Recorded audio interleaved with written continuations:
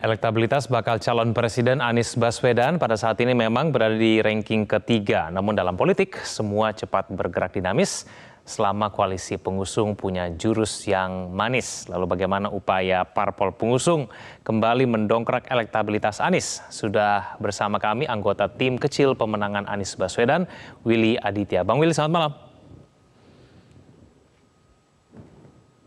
Ya, mohon maaf Bang Willy belum terdengar suaranya? Apakah sudah di-unmute? Halo. Ya, oke, baik. Bang Willy sudah terdengar. Bang Willy, kalau Anies Baswedan sendiri nggak pusing dengan elektabilitasnya yang masih ada di ranking ketiga. Nah, ini parpol koalisi ketar-ketir tidak dengan posisi ketiga ini?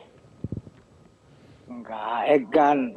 Bahwasanya Anies itu kan berangkat dari benar-benar dari bawah merangsek gitu ya. Kita lihat Pak Prabowo sudah pemanasan 3 kali pilpres, maka kemudian wajar beliau memiliki posisi elektoral yang seperti itu. Kalau kita lihat Ganjar Pranowo, partai penguasa yang di-endorse bolak-balik oleh kekuasaan, lalu kemudian mendapatkan banyak privilege gitu, itu suatu hal yang wajar. Tapi Anies kita lihat bagaimana sejauh ini yang melakukan proses sebagai simbol perubahan, sebagai simbol harapan rakyat, itu suatu hal yang luar biasa. Dan survei adalah suatu hal yang dinamik, yang kemudian memiliki sekian variabel yang sangat cepat bergerak. Kalau kita berkaca kepada 2 pilpres sebelumnya, itu Pak Prabowo tidak pernah melebihi 20% elektabilitasnya ketika bahkan sebelum sebulan 2 bulan sebelum pemilu pilpres pun masih seperti itu ya. Tapi begitu dia berkontestasi, berlaga, di sana ada emosi, di sana ada faktor yang saling mempengaruhi, dia langsung lompat sampai 45%. Nah, dinamika inilah yang kemudian masih berkembang terus. Kami fokus kenapa kemudian koalisi perubahan ini mengusung Anies Baswedan, karena memang satu-satunya yang menjadi pembeda pada proses Pilpres 2024 itu cuma figur Anies Baswedan di hati rakyat, Egan. Jadi itu yang kemudian kami rasakan. Nah, elektabilitas ini tentu kalau kita melihat juga secara proporsi, ya kan, kalau ini kan tantangannya memang Jawa ya, jadi Jawa Tengah, Jawa Barat, Jawa Timur itu yang kemudian menjadi tantangan Anies. Kalau kita lihat di luar 3 Jawa itu, Anies sudah rata-rata mendominasi, ya kan. Ini yang kemudian menjadi sebuah tantangan. Nah, memang Jawa kita melihat sebagai sebuah bentuk approaching yang benar-benar harus presisi.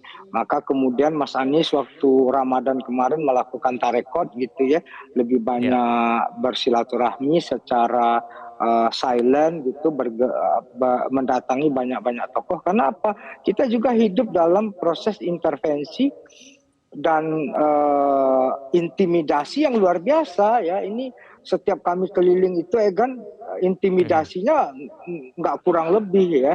Itu semuanya terlibat ya. Bahkan Egan bisa bayangkan izin aja itu kadang-kadang baru keluar paginya gitu. Ini kan suatu hal yang sangat Anies benar-benar menjadi quote unquote ancaman gitu. Ini kan suatu hal yang tidak sehat, Egan. Jadi konteks ini yang harus kita lihat bagaimana ini sama-sama spiritnya, moralnya, objektifnya adalah orang-orang yang mau mengsacrifice dirinya untuk melayani rakyat dan menjadi pemimpin di Republik ini. Jadi semua ini memiliki niat baik kok. Kenapa harus saling dicurigai? Kenapa harus diintimidasi gitu ya? Padahal ini adalah orang-orang terpilih yang mendedikasikan hidupnya untuk melayani rakyat. Bukan hanya berdiri atas kelompok kepentingan, apalagi hanya satu partai, apalagi hanya petugas partai, Egan. Ini kita presiden itu preposisinya adalah pelayan rakyat ya, bapak semua golongan, bapak semua bangsa, bapak semua kepentingan. Nah, proses ini yang kemudian kita coba rajut, Egan. Oke, Bang Willy, apakah ada korelasinya antara elektabilitas Anies pada saat ini dengan tingkat kepuasan publik terhadap pemerintah yang masih tinggi? Kita akan bahas itu sejenak, pemirsa jangan kemana-mana, kami akan kembali. Pemilu Pilpres 2024 Anies Presiden. Bukan soal meneruskan atau tidak meneruskan sebuah program. Bukan. Pemilu 2024, pemilu 2019, pemilu 2014, dan pemilu-pemilu lainnya adalah sebuah kesempatan untuk menengok kembali arah perjalanan bangsa. Republik ini didirikan dengan cita-cita, dengan janji menghadirkan keadilan bagi semua. Kita harus ingat, merdeka bukan hanya untuk menggulung kolonialisme, merdeka adalah untuk menggelar keadilan bagi semuanya. Merdeka. Ya, Bang Willy, bagi partai pengusung, apakah ada korelasinya antara elektabilitas Anies pada saat ini dengan tingkat kepuasan publik terhadap pemerintah, Bang Willy? Kalau dicari titik singgungnya pasti ada, tapi kalau kita kaji secara lebih saintifik, variabel-variabel dan secara metodologis, Egan, itu tidak ketemu, Egan. Kita bisa berkaca pada pengalaman Pilkada DKI, Pak Basuki Cahayapurnama itu punya indeks kepuasan kinerja publik 78%, nggak tergoyahkan, Egan. Sama seperti sekarang, tapi kompetisi itu memiliki logika berpikir dan hukum dinamik yang tersendiri, ya kan? Maka kemudian itu yang menjadi pegangan, ya kan? Di sana banyak relasi ya, yang saling mempengaruhi satu dan lainnya. Jadi kami tentu tidak terlalu mengambil itu sebagai sebuah faktor yang dominan mempengaruhi elektabilitas Mas Anies ya. Jadi ini proses yang terus berjalan, proses yang kemudian semua publik aware, the only one new hope itu cuma Anies Baswedan ya. Karena apa ya kan?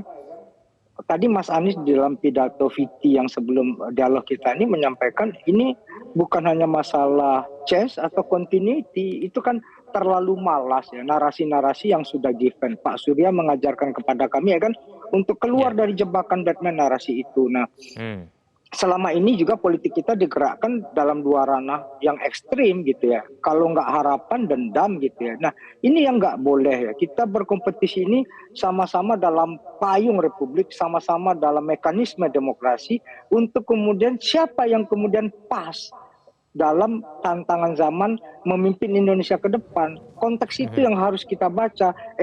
Setelah Jokowi, tantangan zaman kita untuk republik ini, untuk negara ini seperti apa? Nah, ada sebuah tesis, Egan, yang mengatakan the future is Asia itu secara geopolitik. Kita melihat kebangkitan Cina, kita melihat India hari ini.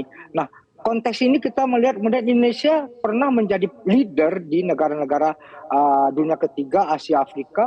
Nah, kita ingin mengembalikan itu. Kita ingin juga hadir sebagai pemimpin di kawasan, bahkan di global gitu. Nah, itu ada pada posisi Anies Baswedan. Nah, publik melihat ini kan, bagaimana orang ingin kemudian presidennya itu adalah orang yang memiliki kapasitas, kapabilitas, jejak rekam, networking yang luas dan diakui oleh dunia internasional. Dan itu ada pada figur Anies Baswedan, kan.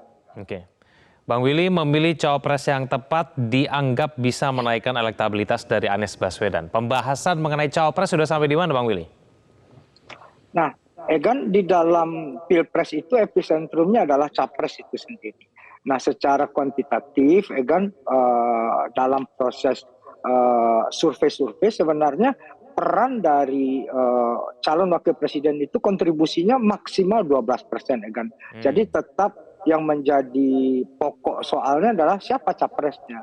Nah, tapi salah memilih cawapres itu akan berakibat fatal gitu, Egan. Nah, disinilah kemudian dibutuhkan sebuah political engineering yang benar-benar presisi, tidak asal-asalan. Kami adalah koalisi yang pertama kali mendeklar capresnya. Maka kemudian kami punya cukup waktu untuk kemudian berpikir, bekerja, exercise simulasi siapa yang Oke. kemudian paling presisi Bang Willy. mendampingi Mas Anies. Ya, Jadi halo ya kan? kalau disuruh memilih tua berpengalaman atau muda dengan elektabilitas tinggi, mana yang paling sesuai untuk Anies Baswedan? Itu jebakan Batman itu ya kan. Kita tidak mau kawin paksa atau dijodohkan.